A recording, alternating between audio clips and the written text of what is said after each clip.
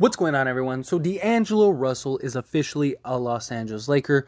It was made official yesterday. And I wanted to kind of talk about D'Lo and what I envision and see his fit on this Lakers team. Now, one thing right off the bat is a guy that can attack and score at all three levels. And that is something that the Lakers have really needed desperately. So this is a guy who, right off the bat, is shooting 39, just under 40% from three. He's shot over 40%, especially most recently. He's a guy that can shoot off the dribble, off the ball, and just really kind of create for himself. He's also top 5 in field goal percentage and three-pointers made for players that have shot over 350 three-pointers. The others are like who you think, like Steph and Clay and guys like that. And it's just what he's going to bring to this Lakers team. A guy that has high volume of three-point shooting. It's not just that, it's not like he's shooting 40% on 3 attempts per game. No, he's shooting 7 attempts per game, shooting 40%, right? That's really good. He's shooting nearly 50% from the field in general this season, especially lately. His total for the season is 46.5%.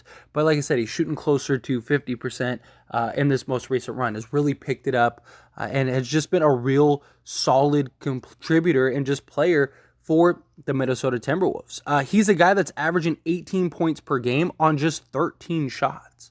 So he's a guy that can come in, play that role as the third man, and still be productive, still be really good, still be very solid. He's only 26 years old, so he's still very young. He's a guy that can come in and really kind of be that third option that the Lakers really need. Like, the Lakers have been searching for several things the last few years, it feels like. One, they've been looking for a ball handler that can take over for LeBron James and handle everything that they need him to handle when LeBron is sitting out or if he misses the game or something like that. And now they finally have that guy. They were trying to find it in Dennis Schroeder, who now he's back and gets to fall back into a bench role, which I think is okay, which I think is fine, and I think he's actually better suited for that type of role. But now when LeBron's out, the offense doesn't have to just die, doesn't have to just get stagnant, right? You have a guy in D'Lo who can come in and really kind of provide. I mean, he's a guy that's averaged 6 assists a game for his career. He's averaging 6.2 this season. Even last season, he averaged 7. So, again, a playmaker, a guy that can create for himself. He can create for others. A guy that, can play on the ball, play off the ball, play next to LeBron James. It is a much better fit. You don't have to worry about it's clunky and, okay, well, maybe if we just make D'Lo a cutter or whatever. No. You could just give the ball to D'Lo and let him go to work. The other thing is that third scoring option, right? They've been trying to find that third guy that can consistently, night in and night out, provide you a consistent scoring punch, whether it's 15 or 20 a night, just somebody that could come in and be a solid contributor. That was the idea of Russ. That was the idea of Dennis Schroeder, right? Trying to find that third guy. The last time we had that was KCP, and we were able to win a championship with that. Imagine what we could do with a guy like D'Lo, who's averaging 17 points per game as the third or fourth option, right? It's not like he's the first or second. No, he's like the third or fourth option right now, and he's going to be that on the Lakers. So the role he's playing, we're not asking somebody that's, a number 1 or number 2 option, all of a sudden now having to play the number 3 option to where it's kind of clunky, it's a little awkward, how is this going to fit? How is this going to... No, you got a guy in D'Lo who's averaging 17 a game as the third guy who's just going to go to the Lakers and be the third guy. That is really big. That is really important. We wanted Kyrie so bad, right? And a lot of the things that Kyrie provided. And now we got that in D'Lo. A guy that can, again, attack at all 3 levels, score at all 3 levels, shoot off the dribble, play on the ball, play off the ball, get to the hoop and finish, knock down free throws, shoot the 3 ball, shoot the mid-range. Just go get a bucket himself. Doesn't need any setup. Doesn't need anything. Got decent size, right? Good length. Does a lot of things very well that we need. Now, obviously, Kyrie is, he's next level, right? He's a very rare talent in the history of the league. But D'Lo can be a lot of the things that we needed and wanted from Kyrie Irving. That ability to just be another playmaker, be another scorer, be another ball handler, right? D'Lo, again, 26 years old. He's younger than Kyrie. 6'4". Got good size, good length. He's already had 7 years of experience. He's a guy that's been there. He's hit the big shots. And that's the other thing that I think D'Lo is going to be extremely valuable in, that we would have helped by getting Kyrie, right? The one thing that everyone was like, oh man, if we get Kyrie, he helps in closing games. This season for the Lakers, that's been their biggest issue, their biggest problem. Being in close games, being in tight games, and not being able to finish. Not having that go-to scorer that can just go get a bucket, hit the big shots, and just take over. D'Lo can be that guy. We've seen him do it. He's done it countless times. He's Mr. Ice in his veins. He's Mr., big shot. Like, that's good. We need that. From the moment we drafted him, he's been hitting game winners and knocking down big shots and Mr., doing his little ice in the vein thing. That's what we need. We needed this badly. We got a guy that can give us 18 a game with 6 assists. That is beautiful. That's perfect. That is literally everything the Lakers need. A closer, a go-to scorer, guy that can shoot the 3 ball at an efficient clip and on a high shot count. Again, he's shooting just under 14 shots per game, and 7 of them, that means half of them, are threes. And he's shooting those at 40%. And on top of shooting those 40%, he's top 5 in highest threes made for guys that have shot over 350. So, he's shooting a lot, he's making a lot. That's what we need. We need a guy that can do both. He can play on the ball, he can play off the ball. Right? We've been trying to find somebody to take pressure off LeBron James for years now. Well, D'Lo can be that guy. D'Lo wants to be that guy. D'Lo has the mentality of like, let me cook. Like, I want to be the number one guy.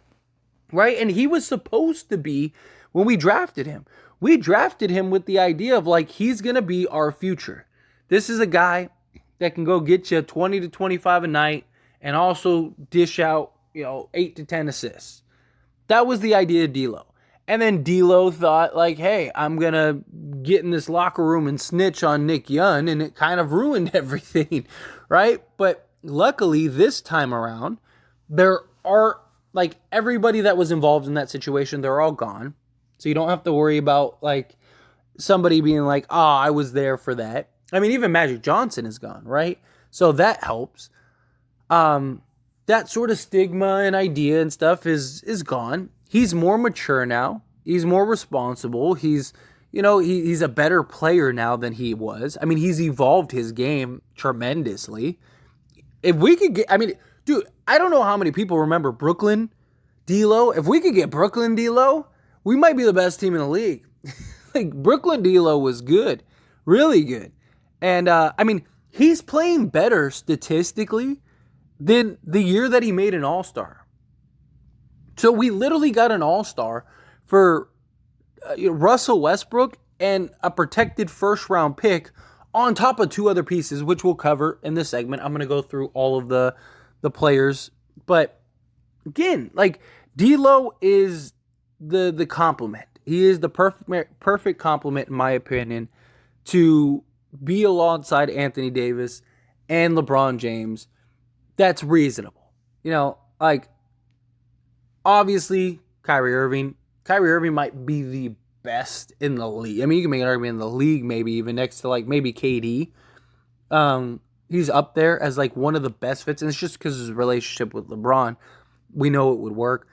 D'Lo, I think, is up there. Like, if you were to list a bunch of players that could fit next to LeBron and AD, do all the things that we need them to do, and still be good as the third option, I think D'Lo's one of those players that are up there. Because, again, he's a guy that can do essentially everything we need at an efficient level and doesn't have a problem being the third guy. That's the difference, right? Like, I mean, even Kyrie, like, that was Kyrie's big problem. Like, you know, he thinks he's better, and that's a concern that Dallas is going to have to see with Kyrie. Kyrie believes he's better than Luka Doncic.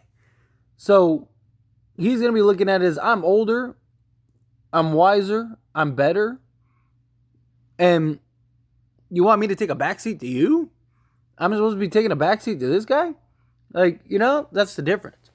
But D'Lo is going to be looking at it. I got LeBron. I got AD. I'm back in LA, right? I need a home. Like, let's go. Let's go chase. Let's go get this ring. You know, he's in a better place. He's in a better spot. I just think he's going to be a perfect third option for the Lakers. That's why a month ago I was talking about, like, hey, the Lakers should go and take a look at D'Lo. I thought he'd be cheap. I thought he'd be available. Because nobody's going to give up a bunch of assets for D'Lo, because not many teams need D'Lo, for one. Two, how many teams are, like, not many teams have cap space. He's a free agent. So, you know, even teams that would want to trade for him, they're not going to give up the farm to go get D'Lo when he could just leave. But also, there's not a ton of teams that have cap space to where it makes sense for him to leave. And so with the Lakers, I think this was a low-risk, high-reward type move. And we're already getting reports that D'Lo and the Lakers are both interested in, you know, re-signing and working out an extension. D'Lo probably gets, my guess is that they sign the extension this season, because he could sign an extension right now and he'd get 2 years.